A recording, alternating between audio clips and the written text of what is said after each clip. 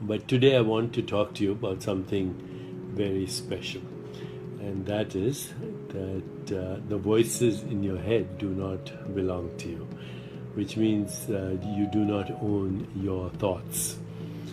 They're part of your conditioned mind. So, what do I mean with that? What do I mean when I say that? When you were born, you had what was called pure consciousness. And that pure consciousness or pure mind is a field of infinite possibilities. It's a field of infinite correlation.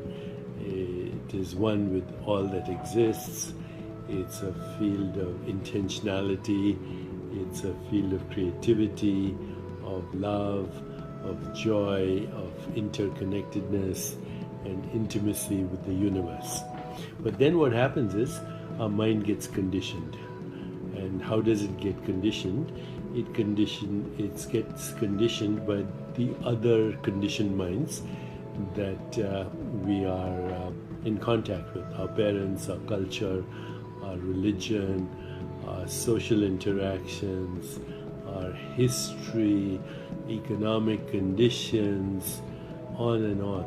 In fact, every thought that you have is actually a recycling of what you've heard and what you've understood and what has been fed to you by entire society.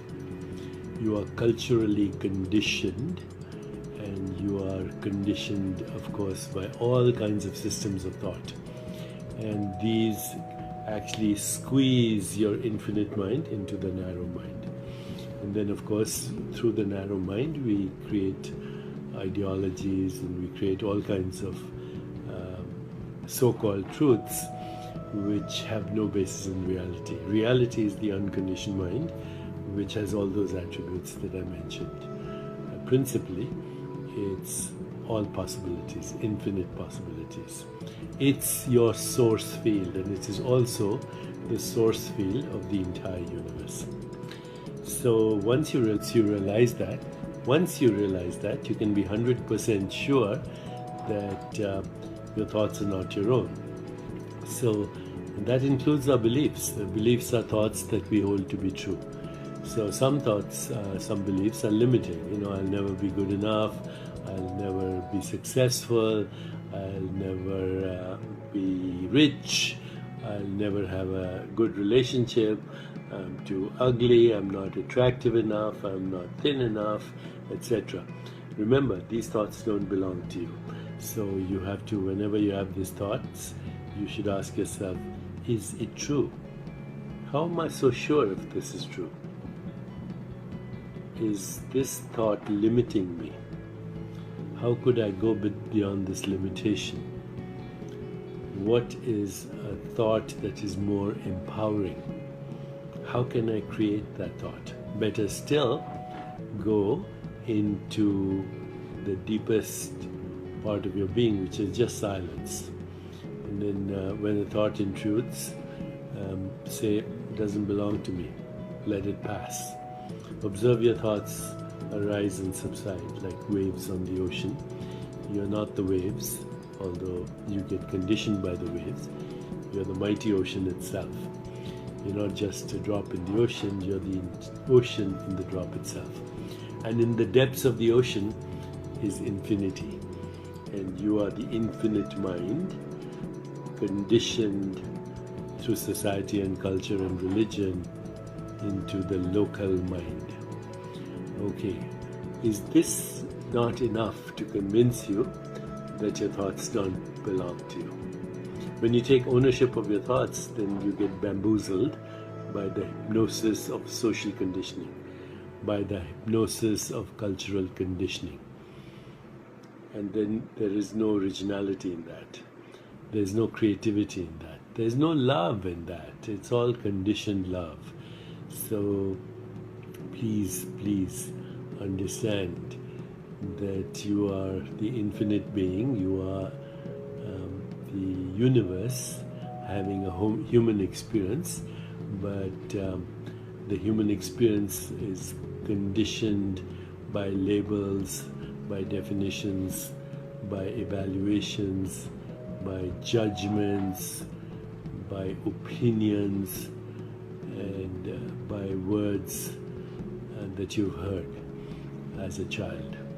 And it's difficult to break out of this prison because, you know, if you're in a real prison, a so-called real prison, at least you see the bars. In this prison, which is the hypnosis of social conditioning, the hypnosis of cultural conditioning, you are in a prison that has no walls, and therefore you don't realize that you're in a prison, and therefore you have no desire to escape. But if you escaped, you would find the true mind, you would find the true self, you would find who you really are, and you would be free. The ticket to freedom is not to own your thoughts. The ticket to freedom is to find the source field within you, which is the source field of the universe. So I like to quote Rumi when he says, Rumi is so great, he says, why do you stay in prison? Why do you stay in prison when the door is wide open? Why do you stay in prison when the door is wide open? Please do not stay in this prison. Ask yourself, who am I in the middle of all this thought traffic? That's what Rumi also says in one of his poems. Who am I in the middle of all this thought traffic? And who you are is the immeasurable potential of all that was, all that is, and all that will ever be. Who you are is not in space and time, but that which experiences space and time. Who you are cannot be imagined, but without which there is no imagination.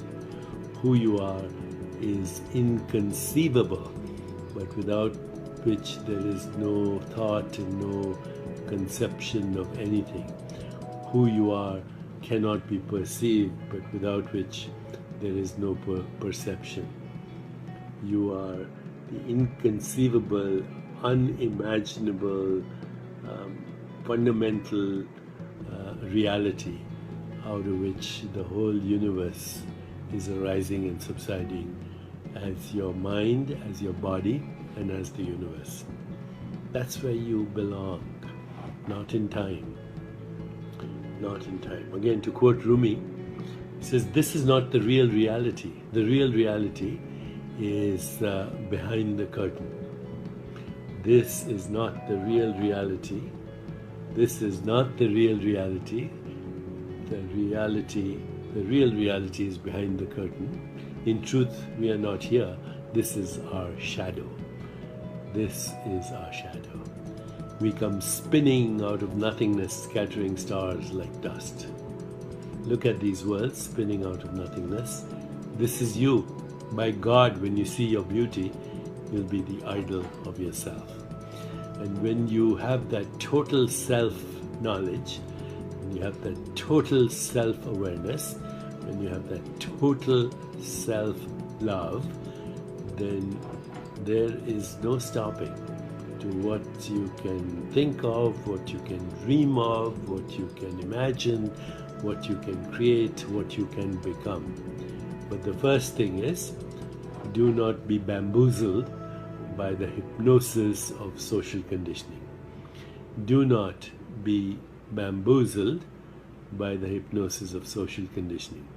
That's where the world is right now. Total chaos, total confusion, fighting, killing, murdering, and all in the name of religion, all in the name of God, all in the name of some ideology, capitalism, communism, socialism.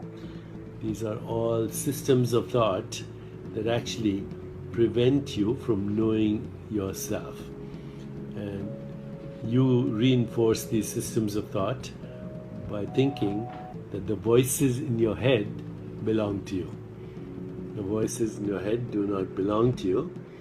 They are the prison without walls that was created through conditioning, through cultural, religious, social, historical economic conditioning.